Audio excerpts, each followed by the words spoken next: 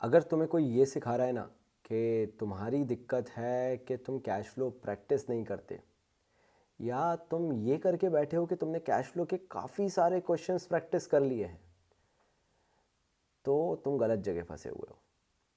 क्योंकि यही तो तुम गलती कर रहे हो। अगर इतना ही ध्यान एक बार फॉर्मेट पे दे लिया होता तो बैलेंस शीट देखते ही समझ में आ जाता, या एडजस्टमेंट्स देखते ही समझ में आ जाते कि क्या क्या चीज़ें तुम्हें कंसिडर करनी है और कहाँ कहाँ करनी है। और फिर यहीं से तो बाबा जी का जादू चालू होता है। शुरू करते हैं।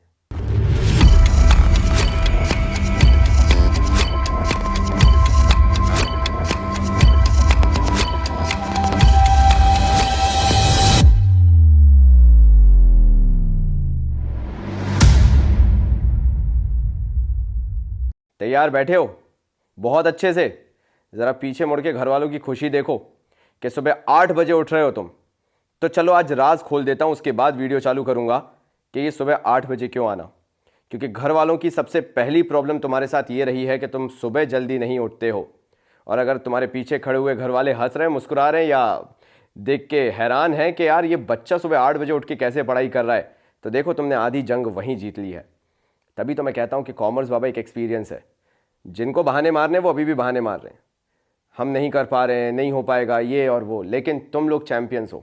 तुम लोगों ने वो कर दिखाया है जो वाकई में आज 2020 का बोर्ड तुमसे डिमांड कर रहा है। एक कमिटमेंट, एक सीरियसनेस। और अगर इसी शिद्दत से और गहराई में तैयारी करनी है, या और डिटेल्ड वीडियोस चाहिए कि नहीं भैया हमें तो बहुत ही डेप्थ में जाना है, तो आप सबके लिए सिर्फ एक डिसीजन लिया कि आप सबके पास एक हम्बल बंडल होना चाहिए। तो आप कॉमर्स बाबा की ऐप डाउनलोड कर सकते हो और स्टोर सेक्शन में से हम्बल बंडल ले सकते हो। अगर आपको इन डेप्थ डिटेल्ड वीडियोस चाहिए, कॉमर्स बाबा के गेस्ट पेपर्स चाहिए, और कॉमर्स बाबा के वो शॉर्ट नोट्स चाहिए जो बाकी जगह 10-10, 15-15 पेजेस के हैं, आप उनको 3 से 4 पेजेस में निपटा सकते हो। अगर आपको चाहिए, you can always go to our commerce Baba app, और स्टोर सेक्शन में 20 days pledge humble bundle available है। कहते तू होता कौन है कहने वाला, कहते कौन बातें तेरी सुनने वाला, मुझको ना लेना देना इससे जितने नकली बैठे घर पे सबको एक साथ किया डिसमिस।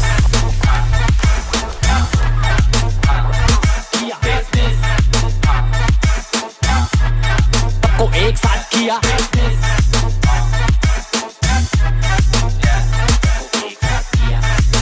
शुरुआत करते हैं हमारे कैश फ्लो के पहले वीडियो को याद करके, जहां मैंने बताया था कि नेट प्रॉफिट को सिर्फ नेट प्रॉफिट जैसे ले जाकर बैलेंस शीट तक कोई मजा नहीं है। इसलिए बैलेंस शीट के अंदर जो नेट प्रॉफिट होता है वो बहुत टुकड़ों में बटा हुआ हो चुका होता है। तो अगर तुम बैलेंस शीट उठा के नेट पिक करने लगो कि नेट प्रॉफिट कहां लिखा है, मुझे लिखना है, तो कहीं नहीं मिलेगा। क्योंकि नेट प्रॉफिट रियल टाइम में कभी नेट प्रॉफिट जैसे बैलेंस शीट में दिया ही नहीं होता है, और यहीं से हमारी कंफ्यूजन चालू हो जाती है। तो चलो आओ सबसे पहले इसको दूर करें और पता करना चालू करें कि क्या क्या चीज़ों को तुम्हें उठा के देखना है। तो मैं शुरुआत कर रहा हूं वर्किंग नोट से, जो तुम बहुत अजीब भी बना सकते हो, मिकी माउस डोनाल्ड डक के साथ भी बना सकते हो, छोटा भीम बड़ा भीम के साथ भी बना सकते हो, मुझे कोई दिक्कत नहीं है, लेकिन ये कैलकुलेशन तुम्हारा बहुत शार्प होना चाहिए। सबसे पहले बात करते हैं सरप्लस की, क्योंकि 2 साल का वैसे ही बैलेंस शीट में ईयर के हिसाब से अमाउंट दिया रहता है, 2 साल का अमाउंट दिया रहता है। तो सरप्लस के 2 अमाउंट दिए रहते हैं। मान लो 2018 का दिया हुआ है 50,000 और 2019 का दिया हुआ है 70,000। ये मैं बात कर रहा हूं सरप्लस के 2 साल के जो अमाउंट दिए हुए हैं, 2018 का 50, 2019 का 70। अब इसमें इसका मतलब यह है, आराम से सुनना, कोई जल्दबाजी नहीं है, इसमें इसका मतलब यह है कि जो सरप्लस की वैल्यू है वो 1 साल में बढ़ के 70,000 हो गई है। 50,000 से बढ़ के 70,000 हो गई है। मतलब 50,000 पिछले साल का भी रखा है, और इस साल वही बढ़ के टोटलिटी में 70,000 पहुंच चुकी है। So how much amount of surplus has increased? It is 20,000। तो सबसे पहले वर्किंग नोट में जो आप चीज लोगे वो है आपका सरप्लस, और वो भी सरप्लस का डिफरेंस लिया जाएगा। फिर बात कर लेते हैं हमारे रिजर्व्स की। जो रिजर्व्स होते हैं ऑब्वियसली वो रिजर्व है, समझ रहे हो? कभी गाड़ी का रिजर्व देखा है? अगर गाड़ी रिजर्व में आ जाती है तो और पेट्रोल डला लेते हैं, मतलब रिजर्व में बना रहता है। सेम रिजर्व का फंडा वही है कि रिजर्व में पैसा है। 2018 में रिजर्व में पैसा था 1,10,000 का 2018 में। 2019 में वो हो गया है 1,50,000 का। इसका मतलब क्या हुआ कि वो जो रिजर्व है वो 40,000 से बढ़ गया, सिर्फ 40,000 से, ना कि नया रिजर्व क्रिएट हो गया कि अच्छा पिछले साल का रिजर्व 1,10,000 था, इस साल का नया रिजर्व 1,50,000 है, 1,15,000 नहीं बेटा, नहीं, गलत बात यार। Reserve is something that you maintain. Previous year में वो 1,10,000 था, इस साल में 1,50,000 हो गया, that means it increased to 40,000। तुम्हारी गुल्लक में पिछले साल 10,000 रुपए थे, इस साल 12,000 हो गए, तो इसका मतलब ये नहीं है कि 12,000 नए हैं, 10,000 पिछले साल के थे, जोड़ के 22,000 हो गए, नहीं, बढ़ के 12,000 हुए ना, तो 2,000 का एडिशन हुआ। सेम इज रिजर्व यार। तो रिजर्व का भी जब भी आप लोगे याद रखना, डिफरेंस ही लेना और कुछ मत ले लेना भाई, है ना। करंट ईयर प्रीवियस ईयर कुछ नहीं होता, मैं हर एक का लॉजिक सिखा रहा हूं यहां पे। सोचना भी मत कि मैंने कोई कारण नहीं बताया, क्योंकि लॉजिक जहां दिमाग में बैठ गया वहां हर चीज अच्छी लगने लगेगी। क्योंकि हम हमेशा सवाल करते हैं कि क्यों, तो बाबा जी वही बता रहे हैं। अब बात कर लेते हैं इंटरिम डिविडेंड की। इंटरिम नाम से ही क्लियर है कि साल के बीच में दिया जाने वाला dividend, dividend paid during the year और इन बिटवीन द ईयर, जो भी है। तो भैया इंटरिम डिविडेंड तो बट ऑब्वियसली यार करंट ईयर का ही लिया जाएगा, इसका तो कोई लॉजिक ही नहीं है। ये एडजस्टमेंट में दिया होगा, आपको बस कुछ नहीं करना है, प्रॉफिट निकालने के लिए इन भाई साहब को भी जोड़ देना, क्योंकि प्रॉफिट से ही पैसा दिया गया होगा इंटरिम डिविडेंड का। फिर बात कर लेते हैं प्रपोज डिविडेंड की।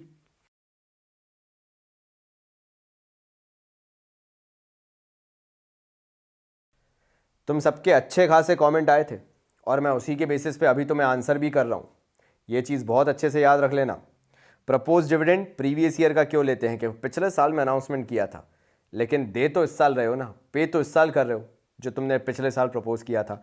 तो प्रीवियस ईयर की वैल्यू इसलिए ले रहा हूं भाई क्योंकि बट ऑब्वियसली वो मैंने अनाउंसमेंट जो किया था वो पिछले साल में किया था, और उसी वैल्यू को इस साल मत्थे चढ़ गई मेरे, इस साल पे करना पड़ रहा है। तो इस साल का प्रॉफिट प्रीवियस ईयर की वैल्यू से कम हो रहा है। जो इस साल अनाउंस करूंगा वो तो अगले साल की कहानी है ना, अनाउंसमेंट की कोई रिकॉर्डिंग थोड़ी ना होती है। तो करंट ईयर में even if I am announcing, अगर करंट ईयर में प्रपोज डिविडेंड का फिगर दिया भी हुआ है करंट ईयर का 2019 का या 2020, जो भी करंट ईयर आ जाए आपके क्वेश्चन में, वो आपके ऊपर है, जो भी आ जाए उसकी कोई वैल्यू थोड़ी ना बचेगी। और वैल्यू ना बचने का रीजन है करंट ईयर का, क्योंकि वो तो सिर्फ अनाउंस किया है। हम अकाउंटिंग के हिसाब से एंट्री करते हैं ना, अनाउंसमेंट के हिसाब से थोड़ी ना करते हैं। बात समझ गए? आगे बढ़ूं। प्रपोज डिविडेंड की प्रीवियस ईयर वैल्यू क्यों लेते हैं मैंने बहुत अच्छे से क्लियर कर दी है। अब यार यहां पर बस एक चीज मिसिंग है, और वो जो इस साल मैंने थोड़ा सा पैसा अलग निकाल के रखा है, क्योंकि मैं ये प्लानिंग करके बैठा हूं कि ये अगले साल में टैक्स पे करने के काम में लेके आऊंगा। और वो टैक्स पे मैं कैसे करूंगा? बट ऑब्वियसली एडवांस करूंगा, क्योंकि मैं एडवांस टैक्स के फायदे उठाना चाहता हूं। तो अगला साल जब भी चालू होगा शुरुआत में ही मैं टैक्स पे करूंगा, लेकिन तब पैसा कैसे आएगा? इस साल जो मैंने पैसा अलग से निकाल के रखा है for the upcoming year. But पैसा तो मेरी जेब में ही है ना, अभी तो मेरे पास ही है, इसी साल का प्रॉफिट यूज हो रहा है, इसलिए करंट ईयर का प्रोविजन फॉर टैक्स लेंगे हम। तो हमने प्रोविजन फॉर टैक्स जो है वो करंट ईयर का ले लिया, क्योंकि भैया जो पिछले साल का प्रीवियस ईयर का हमने प्रोविजन फॉर टैक्स बनाया होगा, मान लो आपको 2 साल दिए हुए हैं, 2019 2020, 2020 का जो आपने बनाया होगा वो आप अगले साल पे करोगे। तो करंट ईयर में आपने बस प्रोविजन फॉर टैक्स के नाम से प्रॉफिट से पैसा निकाला और अलग से जमा करके रख लिया है। अब जब प्रॉफिट को टोटलिटी में देखना पड़ेगा तो उस प्रोविजन फॉर टैक्स को भी जोड़ना पड़ेगा, क्योंकि वो भी प्रॉफिट से निकाला गया है। और हम ये एसर्टेन करना चाह रहे हैं कि भैया इस साल ये बता दो कि टोटल प्रॉफिट कितना अर्न किया था, और उसको निकालने के लिए आपको उस प्रोविजन फॉर टैक्स को जोड़ना पड़ेगा। अब वो क्या, जो प्रीवियस ईयर का प्रोविजन फॉर टैक्स था, मान लो 2020 अगर करंट ईयर लिया है हमने तो 2019 हो गया हमारा प्रीवियस ईयर। 2019 जो प्रीवियस ईयर का प्रोविजन फॉर टैक्स था वो इस साल का क्या बन जाएगा? Tax paid. जैसे 2020 का जो हमने प्रोविजन फॉर टैक्स बनाया है वो 2021 के लिए 2021, 2021 के लिए क्या बनेगा? Tax paid. ऐसे ही 2019 का जो प्रोविजन फॉर टैक्स है वो करंट ईयर का टैक्स पेड कहलाएगा करंट ईयर के लिए। तो वो प्रॉफिट का पार्ट नहीं बनेगा, ये भी याद रख लेना। मैंने पूरा बता दिया कि क्या क्या होगा। इन सबको आप जोड़ दोगे, सरप्लस जो आपके पास सब करने के बाद बच गया था वो सरप्लस कहलाता है। उसमें आपने जिस जिस नाम से प्रॉफिट के पास से पैसा अलग किया था, अप्रोप्रिएशन किया था, उन सबको आप ऐड कर लोगे उसी सरप्लस में जो बचा रह गया था। फर्स्ट कैश फ्लो का वीडियो जो मैंने करवाया था, सबको जैसे ही आपने ऐड किया, उचक के बताओ मैंने फर्स्ट वीडियो में वो फिगर कितना बताया था नेट प्रॉफिट का? 1 लाख। बिल्कुल सही यार, शाबाश। ये हुई ना पढ़ाई करने का तरीका यार, मजा ही आ गया। यही तो मजा है यार पढ़ने का। तो वो जो 1 लाख रुपए हुआ वो हमारा नेट प्रॉफिट कहलाया before tax and extra ordinary items. क्या बोल गए बाबा जी? ये एक्स्ट्रा ऑर्डिनरी आइटम क्या हुआ? तो यार इस बात को बड़े ध्यान से सुनना, क्योंकि अगर ये बात नहीं सुनी तो फिर भाई तुम्हारी और मेरी बात अधूरे में रह गई। मान लो तुम्हें कोई ऐसा भयानक लॉस हो जाता है, कोई नेचुरल कैलेमिटी आ जाती है, या मे बी आग लग जाती है, या बाढ़ आ जाती है, या सुनामी आ जाती है, या जो भी अभी कोरोना वायरस या सार वायरस वगैरह होते हैं, इनसे रिलेटेड कोई इफेक्ट होता है जो कि कभी सदियों में एक बार आता है। उससे अगर तुम्हारा बिजनेस इफेक्ट हुआ और इस साल जो तुमने 1 लाख प्रॉफिट अर्न किया था वो डाउन होकर रह गया उस लॉस के कारण सिर्फ 80,000 का, तो आप कैश फ्लो में नेचुरल कंडीशन दिखाना चाहोगे। तो जो लॉस हुआ भी था उस लॉस को आप दोबारा ऐड बैक कर दोगे ताकि आपका नॉर्मल प्रॉफिट दिखे। क्योंकि अगर आपने वो एबनॉर्मल लॉस माइनस किया होगा, why that is an abnormal loss? Because that happens once in a blue moon, कभी एक बार होगा, ऐसे रोज नहीं होता है, तो वो एबनॉर्मल लॉस कहलाया। आपने उसे दोबारा जोड़ के चीजों को नॉर्मल बनाने की कोशिश की, इसलिए any loss arising out of extraordinary item will be added to these amount so as to get a normal profit. बस नॉर्मल प्रॉफिट के लिए। तो भैया ये कहलाया net profit before tax and extraordinary item. लेकिन अभी कहानी बाकी है। ये net profit before tax and extraordinary item इतने आसानी से थोड़ी ना आ जाएगा। अभी जो मैंने चीज़ें बताई वो तो तुम समझ ही गए, अभी मुझे एक चीज़ और बतानी है, तब उसका आंसर आएगा। लेकिन कृपया करके जब आपने ये सारी चीज़ों को जोड़ के ये पता लगा लिया है कि नेट प्रॉफिट कितना हुआ है, तो कृपया करके एक चीज़ और जोड़ देना जो मैंने जस्ट अभी बोली है, any loss arising out of extraordinary item, उसको आपको इसी में ऐड करना है। और क्यों करना है, मैंने वो भी रीजन दे दिया कि अगर वो लॉस हुआ है करंट ईयर में तो आपके प्रॉफिट को एबनॉर्मल बना रहा है, क्योंकि वो लॉस माइनस हो चुका होगा। बट ऑब्वियसली नेचुरल चीज है ये कि कोई भी लॉस हुआ होगा वो अपने प्रॉफिट से माइनस ही किया होगा। आप उसे दोबारा जोड़ के इस प्रॉफिट को नॉर्मल बना देंगे, घर में शांति ले आएंगे, सर्व संपन्न हो जाएंगे सब लोग। इसलिए आपको वो एक्स्ट्राऑर्डिनरी आइटम के लॉस को ऐड इसी में करना पड़ेगा। प्लीज कर लो, मुझे कर दो यहां पे पॉज, क्योंकि मैं net profit before tax and extraordinary item लाने के लिए एक छोटू सा और एडजस्टमेंट करने वाला हूं। तो माइनस में क्या लेना पड़ेगा? देखो भाई, मैंने बताया एक एक्स्ट्राऑर्डिनरी जो तुम्हें लॉस हुआ था वो तुम्हें ऐड करना था ताकि तुम प्रॉफिट्स को नॉर्मल बना सको, उस लॉस को नलिफाई कर सको, क्योंकि लॉस माइनस ही हुआ होगा बट ऑब्वियसली ऐड करके तुमने उस लॉस के इफेक्ट को नलिफाई कर दिया था।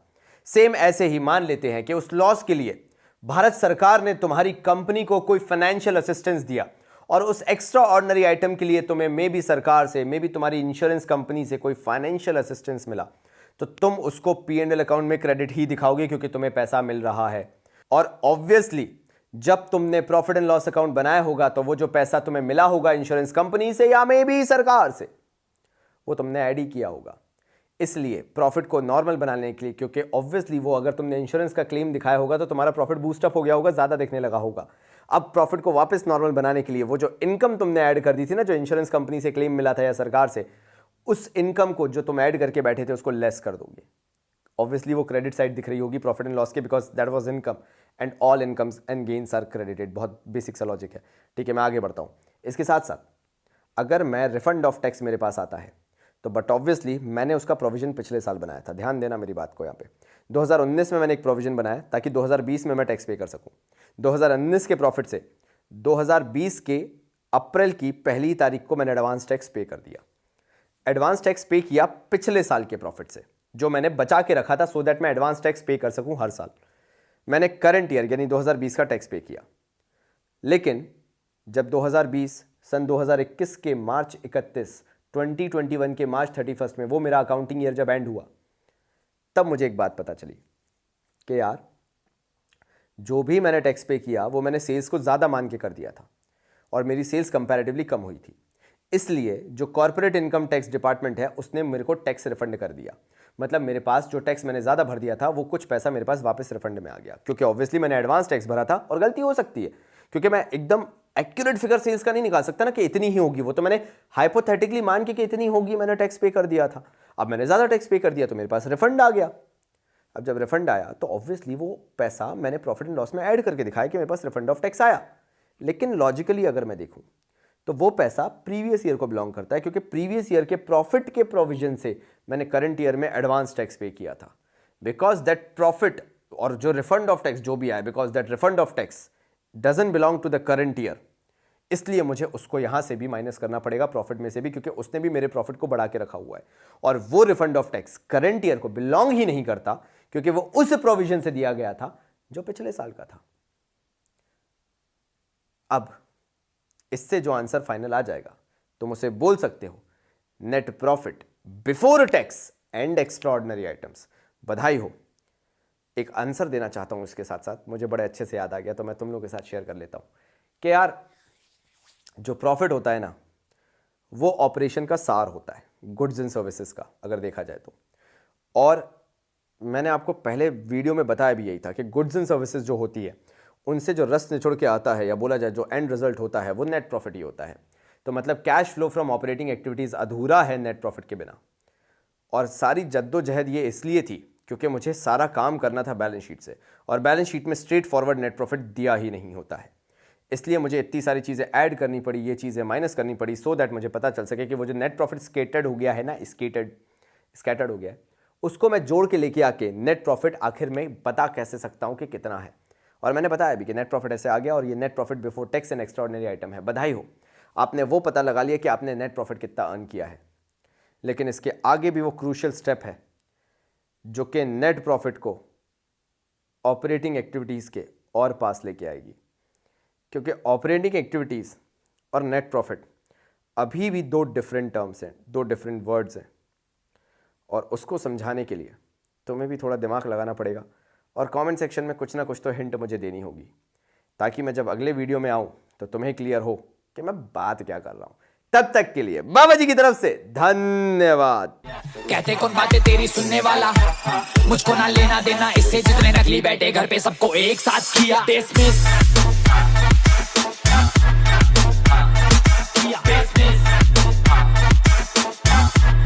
सबको एक साथ किया